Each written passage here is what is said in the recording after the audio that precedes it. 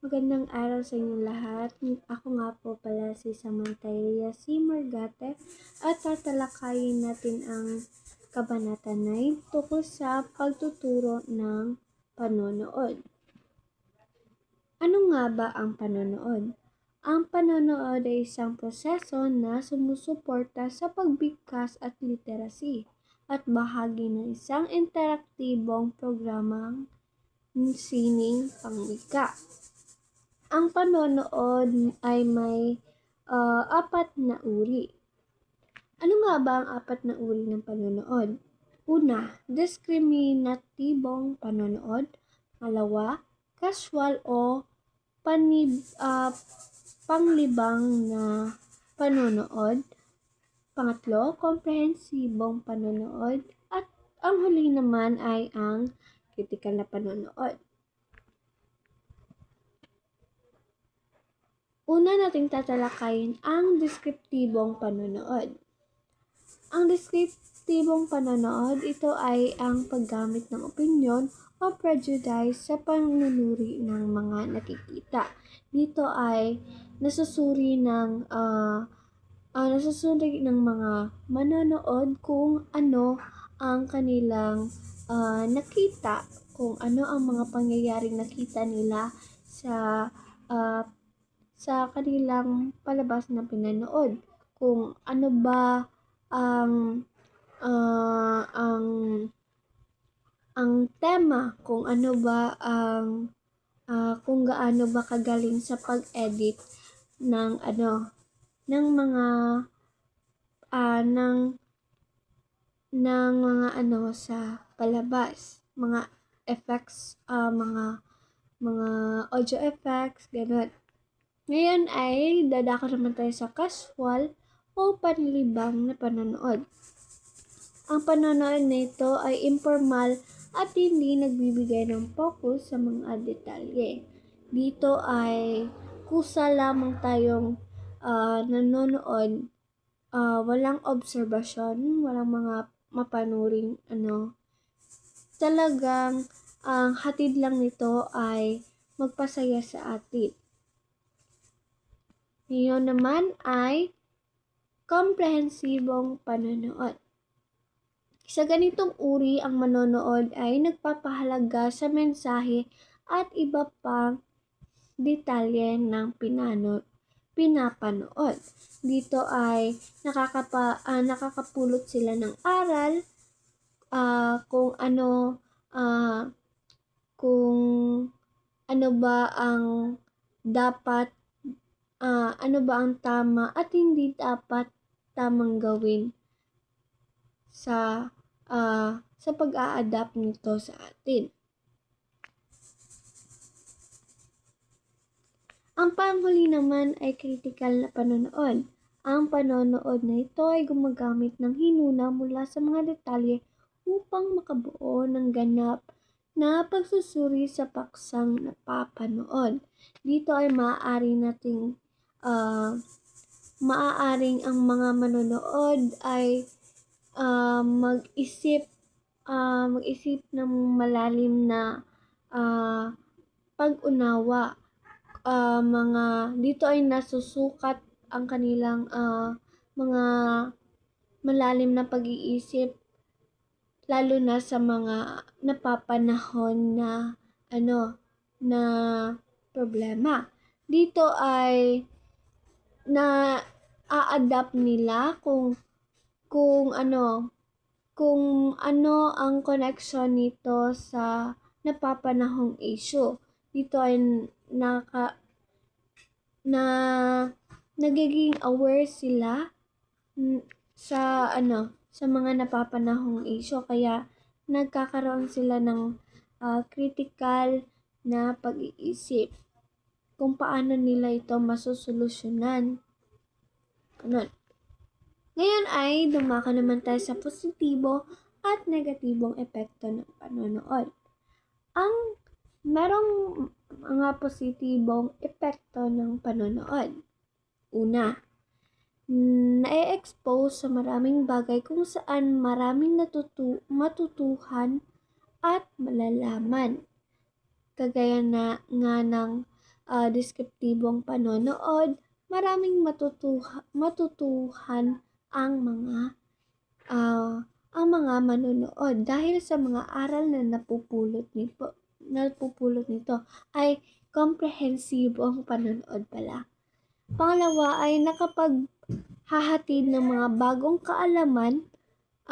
Dito ay nagkakaroon ng bagong kaalaman ang ating manonood. Dito ay nadidiskubre nila na may ganon, na may ganyan, lalo na kapag ang palabas ay napapanahong issue, nakakonektado sa napapanahong issue. Nagiging updated kung ano ang nangyayari sa loob at labas ng bansa. Kagaya ng mga Discovery Channel na kung saan ay may mga mga gawain sa ibang bansa na maaari nating malaman sa pamamagitan ng panonood sa Discovery Channel. At pang-apat ay mas magandang libangan ang panonood ng TV kaysa lumabas. Dito ay nagkakaroon tayo ng tinatawag na bonding sa pamilya dahil nalilibang tayo. Nagkakaisa yung pamilya sa pamamagitan ng sabay-sabay na pagnood ng TV at naiiwasan rin ng mga kabataan na lumabas ng bahay lalo na kapag may TV.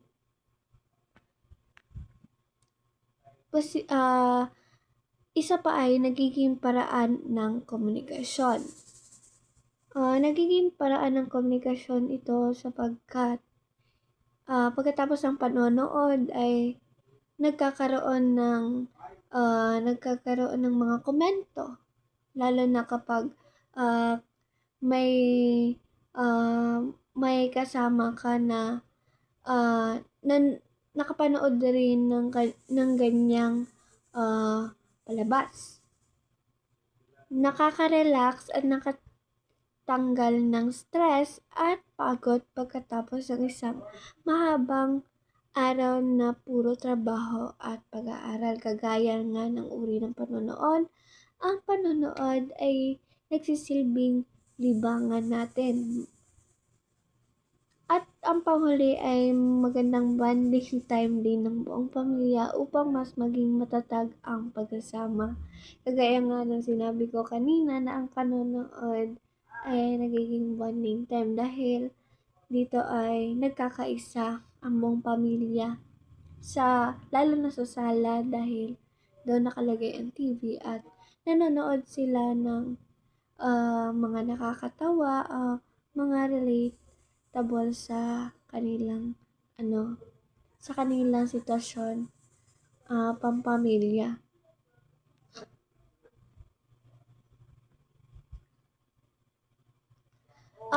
Kung may positibo ay may negatibong epekto. Una ay maaaring lumabo ang paningin.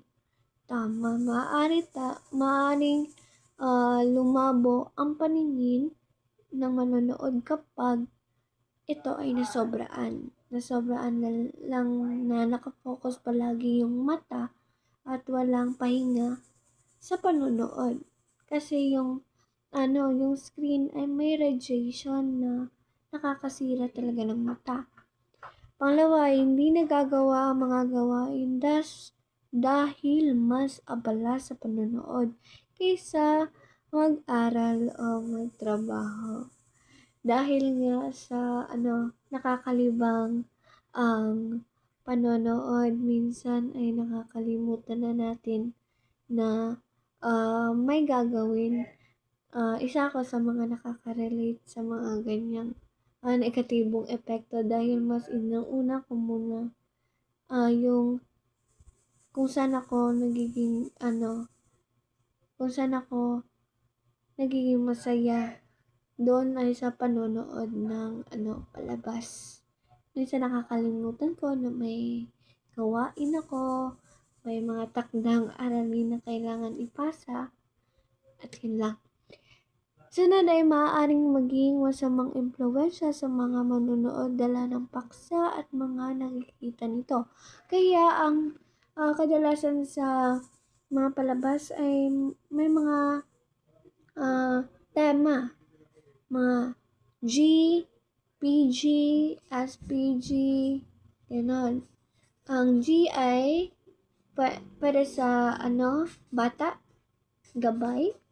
Ang PG ay patnubay na gabay, lalo kasama dito yung mga mga nakakatanda o mga magulang. Sa SPG naman ay ito ay bawal talaga sa mga minor de edad dahil meron itong masistemang sexual violation. Ganon, SPG. May mga karahasan. Kaya mas nakakabuti na may gabay talaga ng mga magulang o hindi talaga pwede panoorin yung mga bata ng mga ganyang content o mga SPG na palabas. Dahil nga mas madali silang natututo kapag madalas nila itong napapanood. Sunod naman ay tatalakayin ni Mariam ang mga pamantayan ng manunuri ng pelikulang Pilipino o MPP sa panunuring pampelikula. Ngayon ay natapos na tayo sa pagtatalakay ng kahulugan ng panonood, uri ng panonood, at mga negatibo at positibong epekto ng panonood.